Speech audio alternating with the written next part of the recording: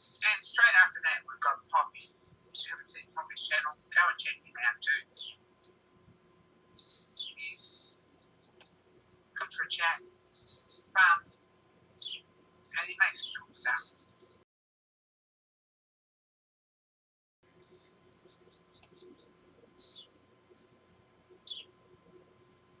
And straight after that, we've got Poppy. If you haven't seen Poppy's channel, go and check him out too. He's good for a chat.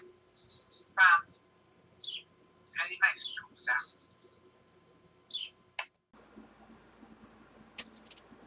Hey gang, Poppy here.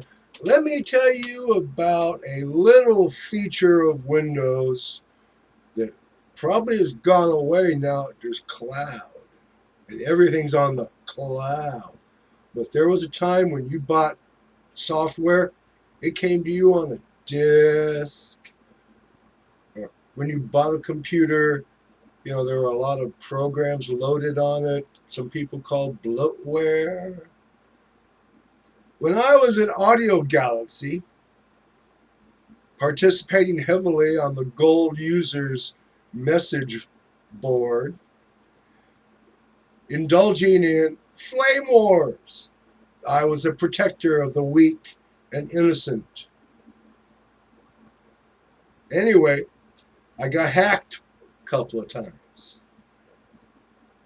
One night, instead of redoing all my programs, I copied all my programs onto a disk, burned it off. Then I restored, formatted and restored. Then I loaded all those program files onto the D drive, and I started testing them out. What will work?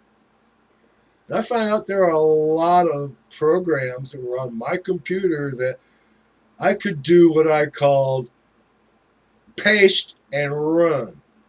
The thought of plug and play. Well, this is paste and run.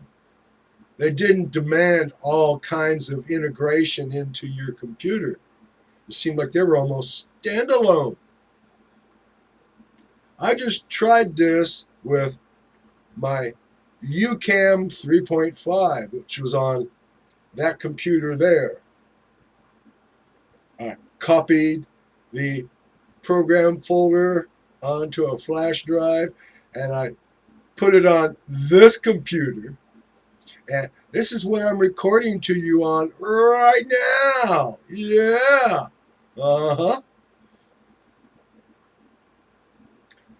I'm going to try it on those two a little bit later. I predict if it'll work on this Vista machine, it'll work on that 7 and that XP. It'll have to work on that XP. XP loves all kinds of paste and run. Anyway, good night from California. A little trick you might try for the next time you have to format and reinstall. Burn them off and see if you can paste and run. Good night from California. Stay safe.